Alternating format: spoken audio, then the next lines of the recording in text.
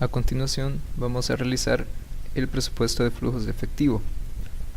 Para ello lo primero que necesitamos son tener todos los ingresos del periodo que vamos a presupuestar.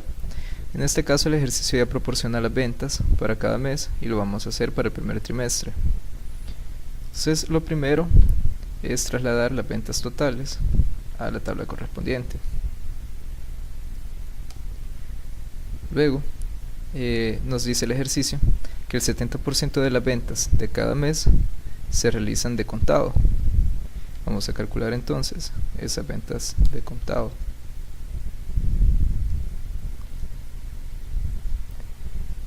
Y posteriormente calculamos las ventas al crédito, que sería solo la resta de las totales menos las de contado.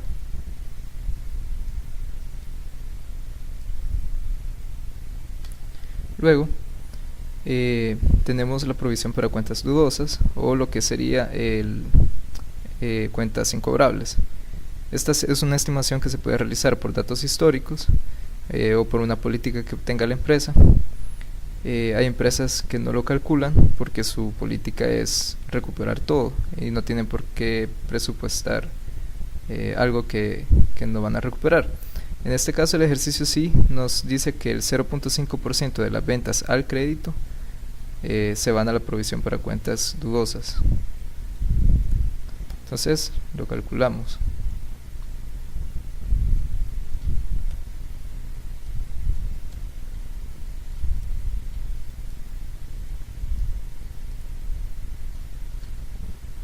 Y luego calculamos el saldo pendiente de cobro, que sería las ventas al crédito menos la provisión.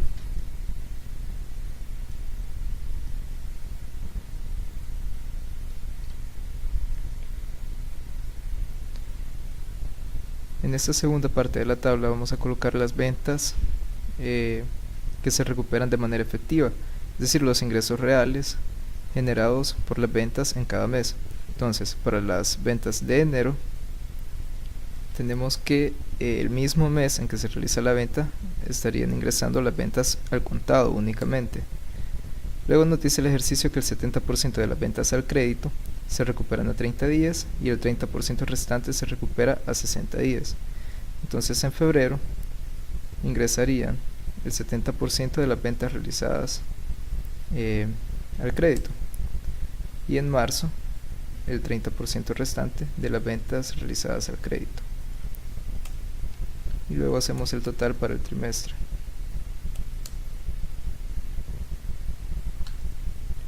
Luego en febrero, en el mismo mes en que se realiza la venta, estaría recuperándose las ventas al contado, y el siguiente mes el 70% de las ventas al crédito.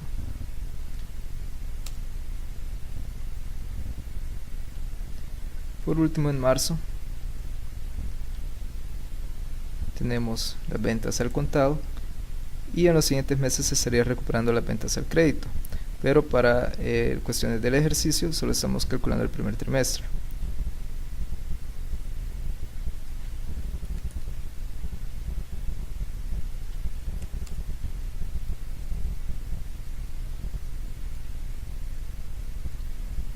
Y aquí tendríamos listo los flujos de efectivo por ventas y por cuentas por cobrar. Luego tenemos la tabla de ingresos totales. En este caso vamos a trasladar los ingresos por ventas que ya calculamos, y también el ejercicio nos dice que hay otros ingresos por $1000.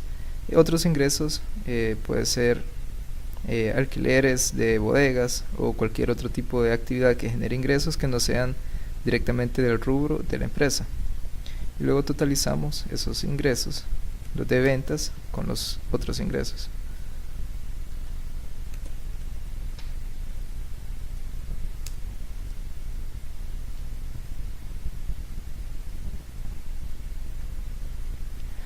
Luego tenemos una tabla de egresos. En este caso sería todo lo que representa un egreso real de efectivo, una salida real de efectivo para la empresa. Aquí tenemos gastos.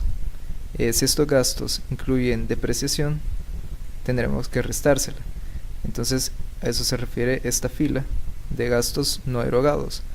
Es decir, son gastos que para cuestiones contables sí se toman en cuenta, pero no son salidas reales de efectivo. Entonces tenemos que calcular los gastos netos, que serían los gastos totales menos los no erogados. El resto de datos ya los proporciona el ejercicio. Solo tenemos que hacer la sumatoria total. Y luego, para calcular el total de egresos, tomaríamos desde gastos netos hasta adiciones de capital.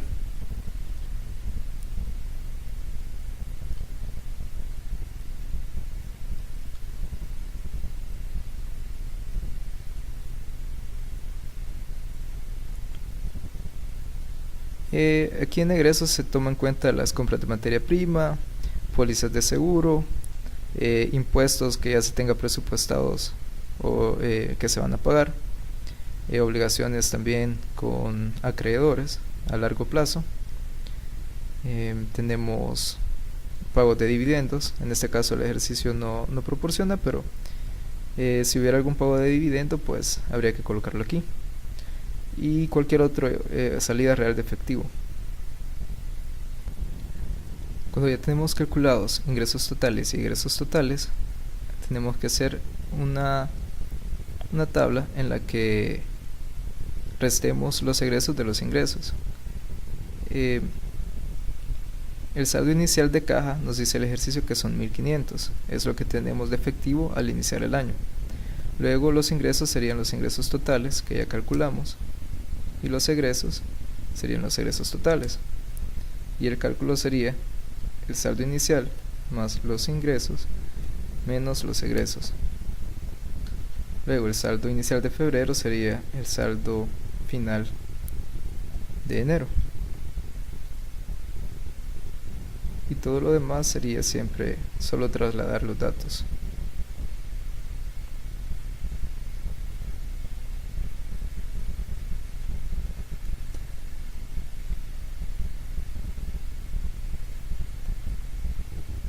El saldo inicial del trimestre sería el saldo inicial de enero.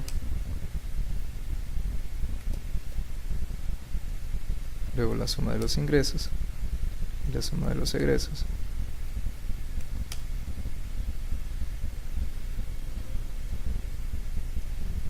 Y nos tiene que coincidir el saldo final. En este caso nos dio negativo, es decir que tendríamos un déficit de efectivo al finalizar marzo.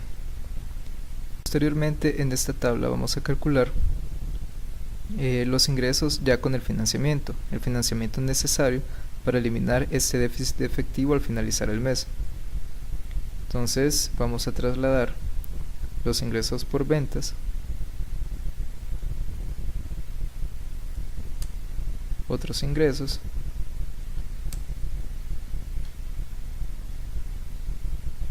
e ingresos por préstamos. Los ingresos por préstamos solo son necesarios para evitar el déficit de efectivo. Entonces para el mes de enero vemos que no necesitamos ningún financiamiento.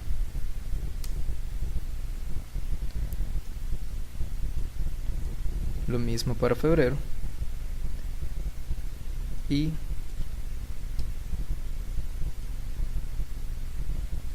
para marzo.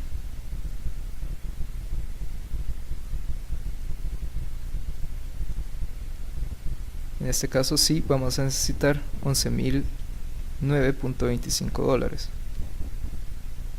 para evitar ese déficit.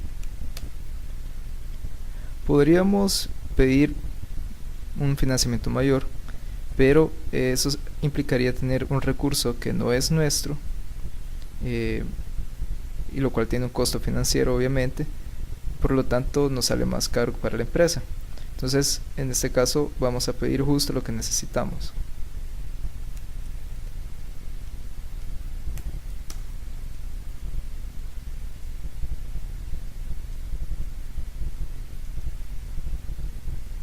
Luego tenemos egresos con financiamiento.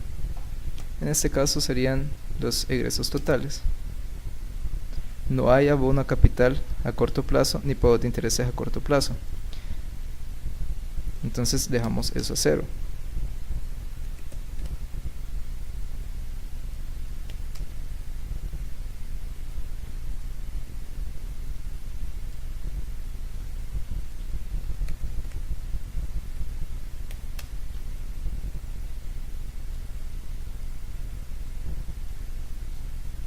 Si extendiéramos esta tabla a abril, mayo, junio, etcétera, tendríamos ahí sí que poner los abonos a capital del crédito rotativo que acabamos de obtener, es decir, los desembolsos que hagamos para pagar el préstamo de los $11.009.25 más los intereses generados.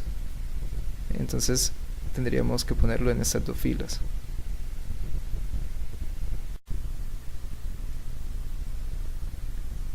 Por último, tenemos el flujo total con financiamiento. Aquí trasladamos el saldo inicial, que siempre son 1500, y los ingresos con financiamiento incluido. Lo mismo los egresos con los abonos a capital y los pagos de interés del crédito rotativo.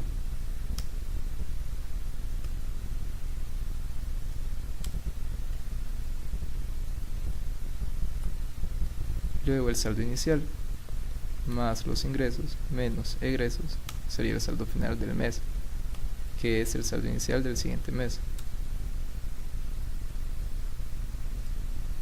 Lo rellenamos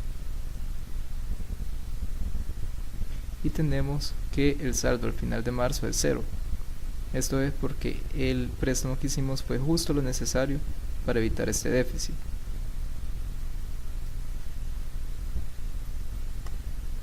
Luego el saldo inicial del trimestre sería el saldo inicial de enero.